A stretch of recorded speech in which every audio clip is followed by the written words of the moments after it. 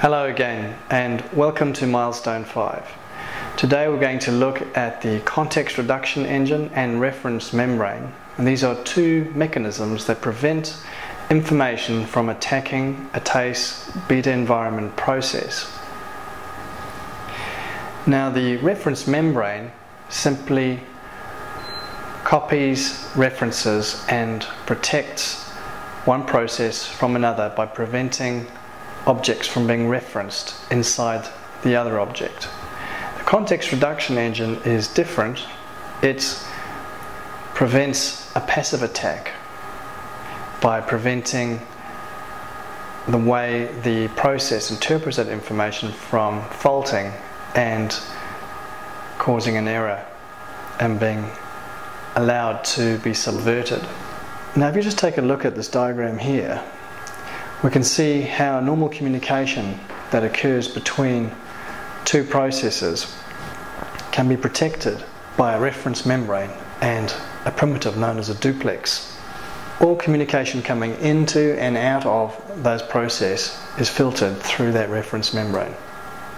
The TACE beta 1 states that the TACE beta environment inherits from the TACE alpha environment. Now this means that the TACE beta environment is exactly the same as the TACE alpha environment, except it includes a few new other elements and some are deleted. The TACE beta environment introduces a number of new primitives, and these primitives allow memory to be accessed on different microprocessors, and they're a mechanism for storing information on the emulator. All information must be stored in one of the primitives. Now the primitives that are introduced are the execute primitive. The execute is a code segment that cannot be broken down any further. It's not linked into anything else, and it's got no introspective scope or internal analysis. It's a single unit of code. There's the float primitive, which represents a floating point number, the whole primitive, which represents an integer number. There's the SOA primitive, which is like a file that cannot be modified once it is created. And there's two types of streaming objects called a sealed duplex and an unsealed duplex. Now, if you have a look on diagram 3b, you'll see how we represent the set structure. This shows that sets are able to store the other primitives on them, and it can be used as a transport mechanism.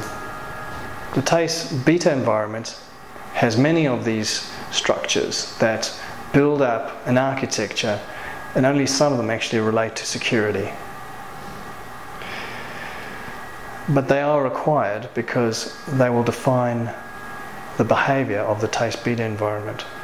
The set primitive can be used to store any of the other primitives inside its structure. The set primitive can have a float or a whole number attached to it, and it can have an execute primitive attached to it as well. TACE beta 2 alpha says that the TACE beta environment must boot up with a set parameter, and this is different from the TACE alpha environment that had no parameters at all.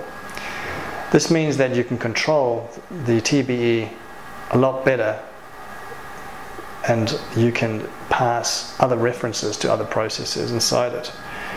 And if you have a look at this diagram here, you can see how the set that's being passed can contain any other sets, child sets, as well as those other parameters, the execute parameter. Now there's two types of memory in the TACE beta environment. There's the static memory and referential memory. Static memory is for items that do not change, and the SOA primitive is an example of that. That's a file that does not change once it's created. Many people argue that that's cumbersome because you want to be able to change files. That is correct, but there's the added advantage that when you don't modify a file, you can cache it, and it solves a number of major issues such as the von Neumann bottleneck and caching on the grid network. In practice, we've shown that actually you don't need to modify files much. If you need to, you can get around it by creating a new file, or to create memory where you need to modify streams, you simply use the random access memory in arrays, and that's generally enough to get around that issue.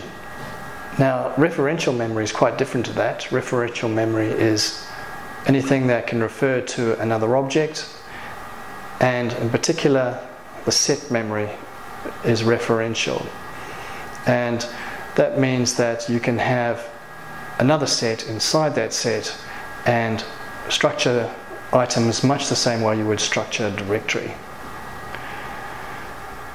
Now, the reference membrane prevents the referential memory from moving across a communication while allowing the static memory to be shared, and we'll see that shortly what that means. Now, TASE beta 2b1 states that the beta environment has access to the SOA primitive. The SOA is actually a static memory in the sense that it won't change. And these are generally like files, and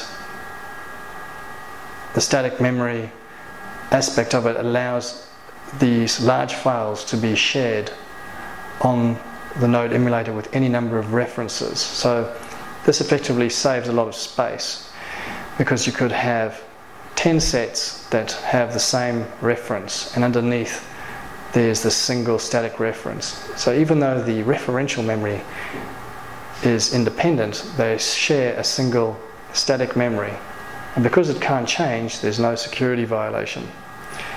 There's no covert channel that allows one of the agents to modify that static memory and pass information to another agent. So the fact that it's locked down means it can be shared safely.